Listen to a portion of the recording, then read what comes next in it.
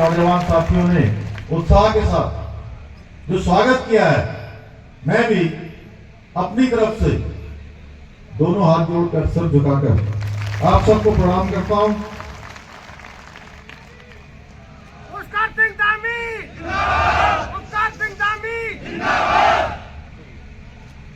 एक बात, मैं भी बहुत सारे लगभग कई दशकों से विद्यार्थी जीवन से अनेक प्रदेशों में गया हूं, अनेक विधानसभा लोकसभा के चुनाव में मैंने भाग लिया है, लेकिन जिस प्रकार का जुनून और जोश मैंने यहां देखा जब मैं विराटनगर पहुंचा, और उसके बाद जिस प्रकार से हमारे नौजवान भाई वहां हेलीपैड से लेकर ये सभा स्थल तक जिस प्रकार गाड़ी के आगे दौड़ रहे थे, मैं कह रहा था कुलदीप जी से कि थोड़ा गाड़ी धीरे करिए, कहीं ऐसा ना हो किसी को चोट लग जाए। ऐसा जुनून मैंने पहले कभी नहीं देखा। और यहां जब मैं पहुंचा हूं और जितनी देर से मैं देख रहा हूं, क्योंकि इतना कुलदीप जी से मेरा बड़ा स्नेह है, बड़ा प्रेम है, इसलिए मैंने आज पूरा दिन का ज्यादातर समय इन्हीं के लिए, यहाँ के लिए दिया हुआ था। आप सब लोगों के लिए ही आज मैंने अपना समय आरक्षित कर रखा था कि आप लोगों के बीच में रहूंगा, लेकिन काफी देर से जनसभा चल रही है और जितने लोग जब सभा शुरू हुई तब थे, उसमें से एक भी कम नहीं हुआ। सारे के सारे वैसे बैठे हुए। इसलिए मेरे मन में, मैं जब यहां आया हूं, मेरे मन में 1% का भी अब संशय नहीं है कि विराटनगर विधानसभा से कमल खिलने वाला है और बड़े बहुमत से कुलदीप जी 3 दिसंबर को जिस दिन रिजल्ट आएगा, यहां से विधायक चुने जा रहे हैं। आप लोगों ने तय कर लिया है।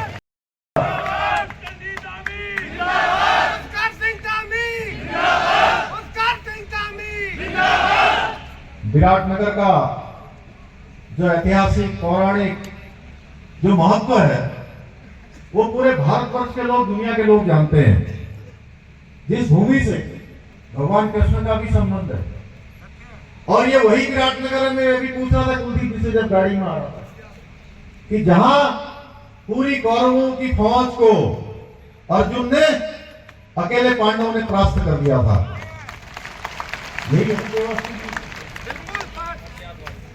तो मैं आज आप सब लोगों से भी कहने आया हूं कि जो कांग्रेस का कुशासन है, कांग्रेस का जो दुशासन है, उस दुशासन को 25 तारीख को जिस दिन वोट होगा, जिस दिन वोटिंग होगी, अपने वोटों से इस कांग्रेस को परास्त कर दीजिए और साफ कर दीजिए। भाइयों बहनों, यहां भारतीय जनता पार्टी का शासनकाल भी हम सब लोगों ने देखा है किस प्रकार से यहां तेजी से विकास हुआ है। मैं पिछले दिनों जो परिवर्तन यात्रा भारतीय जनता पार्टी ने पूरे प्रदेश के अंदर चलाई थी, उस परिवर्तन यात्रा में मैंने भाग लिया था और मैंने देखा किस प्रकार से लोग कह रहे थे कि 5 सालों के अंदर अनेक प्रकार से जो विकास के काम चल रहे थे, उन विकास के कामों को रोकने का काम हुआ है।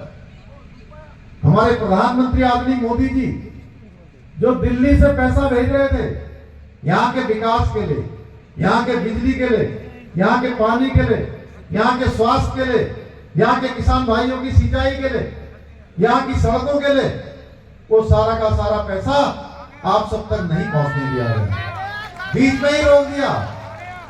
भाइयों बहनों, अभी कह रहे थे ना कितने दिन पानी आ रहा है, 7 दिन में एक बार पानी आ रहा है। भाइयों बहनों, आखिर क्या हालत कर दी है। ये आपने दोनों ही कार्यकाल देख लिए, पहले का कार्यकाल भी आपने देखा और जो भारतीय जनता पार्टी का कार्यकाल था, वसुंधरा दीदी का कार्यकाल था, उस कार्यकाल में राजस्थान को एक नई दिशा देने का काम हुआ था। उस सारे कार्यकाल में जो काम हुए थे, उन सभी कामों को रोकने का काम हुआ है। और 5 सालों में राजस्थान की दशा और दिशा दोनों ही बिगाड़ने का महापाप किसी ने किया है तो कांग्रेस की सरकार ने किया है भाइयों बहनों। और इस महापाप की जो सजा है, राजस्थान की जनता कांग्रेस को सत्ता से बेदखल करके लेगी। आप सभी लोग हाथ उठाकर बोलिए, कांग्रेस को इस महापाप की सजा देंगे ना? देंगे या नहीं देंगे? जोर से बोलिए। देंगे।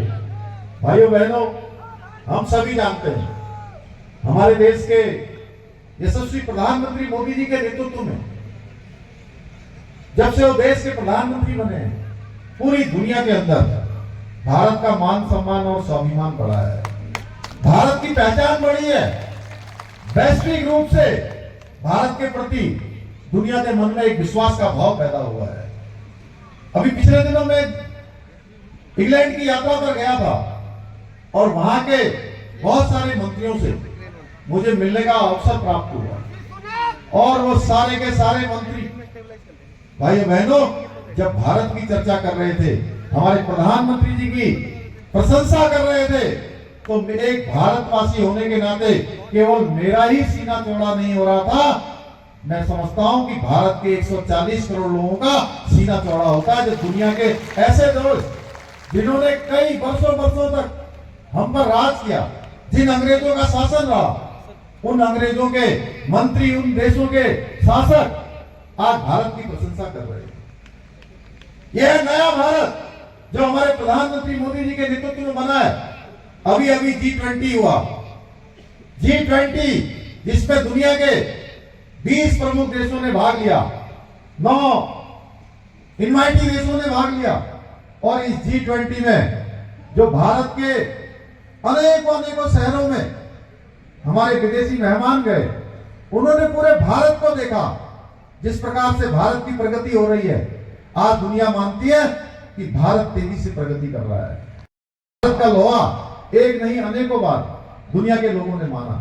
कोरोना महामारी में जब पूरी दुनिया ये समझ रही थी और WHO भी कह रहा था कि भारत आने वाले समय में जब कोरोना बढ़ेगा तो पूरी दुनिया के लिए जिम्मेदारी बन जाएगा, ऐसे समय में भी हमारे प्रधानमंत्री मोदी जी के नेतृत्व में उनकी सूझबूझ से 140 करोड़ देशवासियों को जहां मुफ्त में वैक्सीन लगाने का काम हुआ, वहीं किसी भी गरीब के घर का, किसी रिक्शे वाले का, किसी ठेले वाले का, किसी पान वाले का, किसी मजदूरी करने वाले का, उसके घर का चूल्हा न बुझे, उसको भूखे पेट न सोना पड़े, गरीब कल्याण अन्न योजना चलाने का काम हमारे प्रधानमंत्री मोदी जी ने किया। भाइयों बहनों, उसका परिणाम है कि आज देश के 80 करोड़ लोगों को 5 किलो अन्न और उसके साथ मिलने वाली अन्य चीजें लगातार मुफ्त में प्रदान की जा रही है। और ये योजना दिसंबर तक विस्तारित हुई थी, 2023 तक। और हमारे प्रधानमंत्री जी ने कहा है कि अब ये योजना अगले 5 सालों तक और चलेगी। अगले 5 सालों तक लोगों को मुफ्त में अनाज देने का काम होगा। भाई बहनों, इतना ही नहीं, जहां पूरे देशवासियों को मुफ्त में वैक्सीन लगाने का काम हुआ, सबको मुफ्त में वैक्सीन लगाई गई, वहीं दुनिया के दूसरे देशों को भी ऐसे संकट के समय में भारत की सरकार ने 100 से भी ज्यादा देशों को वैक्सीन उपलब्ध करवाने का काम किया। उसके कारण से जो हम पहले से कहते थे, जो हमारी संस्कृति है, जो हमारा संस्कार है, हम कहते थे अयम निजम परोवेति गणना लघु चेतसाम उदार चरित्रानाम वसुधैवम कुटुंबकम। जो हमारी संस्कृति है कि हम पूरी दुनिया को अपना संसार मानते हैं, ये हमारी संस्कृति और संस्कार है। ये भारत की संस्कार ने नरेंद्र मोदी जी के नेतृत्व में पूरी दुनिया के सामने प्रदर्शित करने का काम किया। भाई बहनों, उसके कारण से पूरी दुनिया के अंदर भारत की साख बढ़ी और इसी कारण से आज भारत के पीछे दुनिया खड़ी है। दुनिया का नेतृत्व करने वाला भारत बन रहा है। आज पहले का समय था, 2014 से पहले की अगर हम बात करें तो भारत विश्व के बड़े बड़े मंचों पर अपनी बात भी नहीं कह पाता था, अपने हकों की लड़ाई भी नहीं लड़ पाता था। आज का भारत, आज कोई भी दुनिया के अंदर घटना होती है तो पूरी दुनिया भारत के रुख का इंतजार करती है। यह है नया भारत। आपने देखा अभी रूस यूक्रेन का युद्ध हुआ।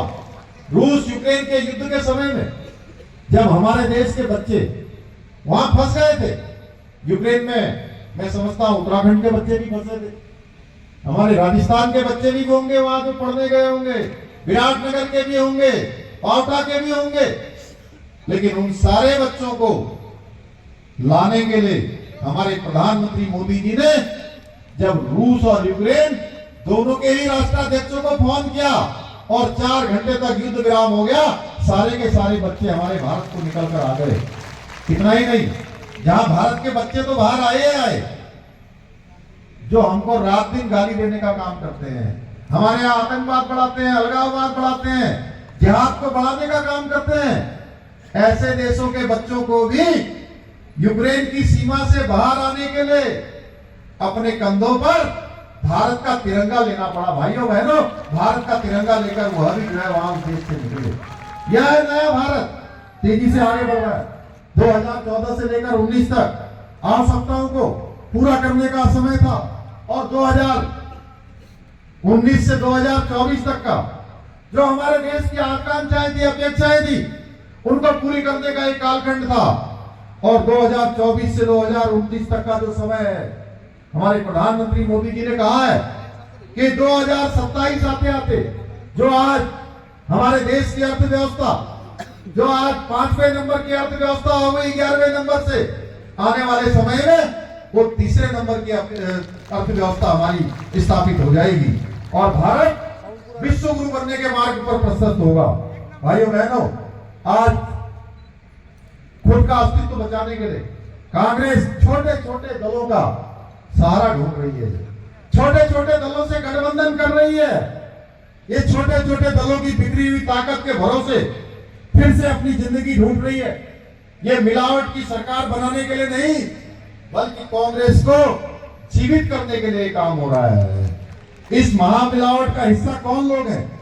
वो लोग जो कभी एक दूसरे को आंख से आंख भी नहीं मिलाते थे और आज वो एक दूसरे के साथ मंच साझा कर रहे हैं। ये बेमेल गठबंधन ज्यादा लंबे समय तक नहीं चलने वाला है। आपने देखा है आपके प्रदेश के अंदर किस प्रकार के काले कारनामे हुए हैं। मैं उस पर बहुत विस्तार से नहीं जाता, बहुत हुए हैं, कितने हुए हैं। कोई लाल डायरी का कारनामा है, आप लोग जानते हैं, भली बात ही जानते हैं। उदयपुर का कारनामा हुआ, कन्हैया भाई के साथ किस प्रकार से है, हमारे कन्हैया भाई का किस तरह से गला भेज दिया गया, ये किसी से छुपा हुआ नहीं है। किस प्रकार से जयपुर में या उसके आसपास के जो मंदिर हैं उनको बड़ी बड़ी जेसीबियां लगाकर हटा दिया गया। हमारे जो त्योहार हैं, त्योहारों को मनाने की छूट भी नहीं दी गई। ये है कांग्रेस पार्टी का शासन, ये हम लोगों ने भली भांति देख दिया है। इसलिए राजस्थान की जनता इस बार कांग्रेस को मुंहतोड़ जवाब देने के लिए पूरी तरह तैयार है। आप लोगों को तय करना है कि लाल डायरी को पढ़ने के बाद एक भी जीतना चाहिए कांग्रेस का, एक भी नहीं जीतना चाहिए। अब लाल डायरी जो है बढ़ चढ़कर बोल रही है। भाइयों बहनों, कोई आपके सामने अगर कांग्रेस का वोट मांगने के लिए आए तो उससे 2 सवाल जरूर पूछेगा कि भैया ये लाल डायरी में क्या है, पूछेंगे ना। और यह भी पूछे कि इसमें किसके नाम है। अभी मध्य प्रदेश, छत्तीसगढ़ के बाद राजस्थान में भी पूरी तरह से कांग्रेस साफ हो जाएगी। और साफ करने का मजा तभी है, जितने लोग आप लोग आए हैं, एक एक पोलिंग बूथ से भी कांग्रेस का खाता नहीं खुलना चाहिए। मुझे मालूम है कांग्रेस को राजस्थान की जनता अच्छी तरह से जवाब देगी। यहाँ के लोग अब कांग्रेस पर किसी भी प्रकार का विश्वास नहीं करते हैं, क्योंकि कांग्रेस ने नौजवानों के साथ धोखा किया है। अभी महेंद्र जी बोल रहे थे किस प्रकार से यहाँ नकल का खेल चला है, ये किसी से छिपा हुआ नहीं। कितनी बार परीक्षाएं यहाँ रद्द हो गई हैं। माताओं बहनों के साथ किस प्रकार से धोखा हुआ है, किसानों को धोखा दिया है। कांग्रेस को या राजस्थान की चिंता नहीं है। हमारे प्रधानमंत्री पूरे देश को अपना परिवार मानते हैं और कांग्रेस के लोग एक परिवार की चिंता करते हैं। एक परिवार की इनको चिंता है, आपके परिवार की चिंता नहीं है। इसके लिए कांग्रेस के लिए आप केवल एक वोट है, जबकि हमारे प्रधानमंत्री जी के लिए आप जो है परिवार हैं। भाइयों बहनों, एक कांग्रेस की भ्रष्ट नीतियां इस प्रदेश को उन्होंने बर्बाद कर दिया। एक से बढ़कर एक घोटाले कांग्रेस ने यहां अपनी तिजोरी भरने का काम किया है। इसलिए अब समय आ गया है, मैं आपसे कहना चाहता हूं, देखिए देश के अंदर जो काम लंबे समय से रुके हुए थे, अयोध्या तो आप सब जानते हैं ना, जहां भगवान राम पैदा हुए थे,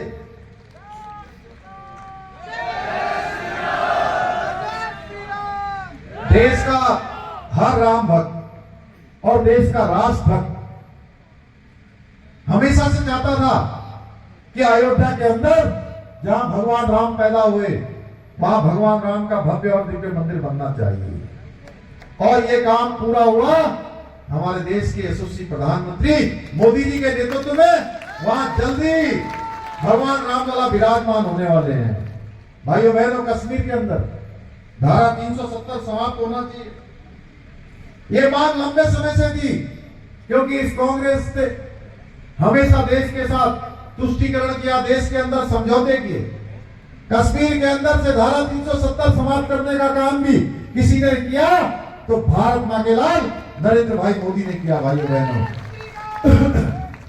आज चाहे आज बनारस के अंदर बाबा काशी विश्वनाथ का कॉरिडोर बनाने का काम हो, या मध्य प्रदेश में उज्जैन में महाकाल लोक बनाने का काम हो, या आप सब उत्तराखंड की बात करते हैं, जिस देवभूमि से मैं आया हूं, उस देवभूमि में बाबा केदार का भव्य और दिव्य निर्माण करना हो, या बद्री विशाल का मास्टर प्लान बनाना हो, ऐसे सारे के सारे काम हमारे देश के यशस्वी प्रधानमंत्री मोदी जी के नेतृत्व में हो रहे हैं। भाइयों बहनों, हमारे धार्मिक स्थान आज एक वैभव ले रहे हैं, एक आज उत्कृष्टता की ओर जा रहे हैं। उनके पुनर्खंड हमारे देश के इतिहास में आजादी के बाद पहली बार आया है। भाइयों बहनों, ऐसे अनेकों काम आज हमारे प्रधानमंत्री मोदी जी के नेतृत्व में हो रहे हैं। आप सब उत्तराखंड आते हैं, उत्तराखंड में आपने देखा होगा 4 धाम जाने के लिए पहले सड़कें नहीं हुआ करती थी, आज 4 धाम जाने के लिए आसान और सुरक्षित सड़कें बन रही हैं। कुछ ही घंटों में 4 धाम की यात्रा पूरी हो जाती है। आज हवाई सेवाएं वहां प्रारंभ हो गई है, तमाम रेल सेवाएं प्रारंभ हो रही हैं। ऐसे अनेकों काम मैं उनको गिनाऊंगा तो बहुत लंबा हो जाएगा, लेकिन 5 साल का जो कालखंड था राजस्थान का, उसने वो सब काम जो प्रधानमंत्री मोदी जी करना चाहते थे, उन कामों को रोकने का काम हुआ है। उसमें ब्रेक लगा है, जो स्पीड है उसमें स्पीड ब्रेकर लगाने का काम यहां पर हुआ है। इसलिए कांग्रेस ने ना हमको सुरक्षा दी, ना हमारी बहन बेटियों को, नहीं हमारे व्यापारी भाइयों को, न किसान भाइयों को, ना हमारे छात्रों को, नौजवानों को, सबके साथ छल पर बंद करने का काम किया है। कांग्रेस अगर हमको कुछ दे पाई है तो अपराध दे पाई है, घोटाले दे पाई है, विश्वासघात, तुष्टीकरण और समझौते, वह भी समझौते अपने निजी फायदे के लिए उन्होंने दिए हैं। ये वही कांग्रेस है जिसने भगवान राम के मंदिर बनने का विरोध किया था।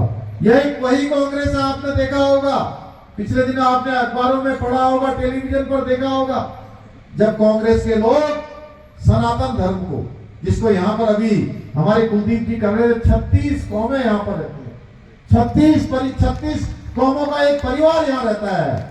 उस सनातन को भी इन्होंने कह रहे थे वायरल फीवर है, ये मलेरिया है, ये डेंगू है, उस सनातन को मिटाने की बात करते हैं, जिस सनातन को इस देश से बाबर और औरंगजेब जैसे क्रूर शासक भी नहीं मिटा पाए। आज तो नरेंद्र मोदी जी के नेतृत्व में आज मजबूत भारत है, आंतरिक रूप से भी, बाह्य रूप से भी।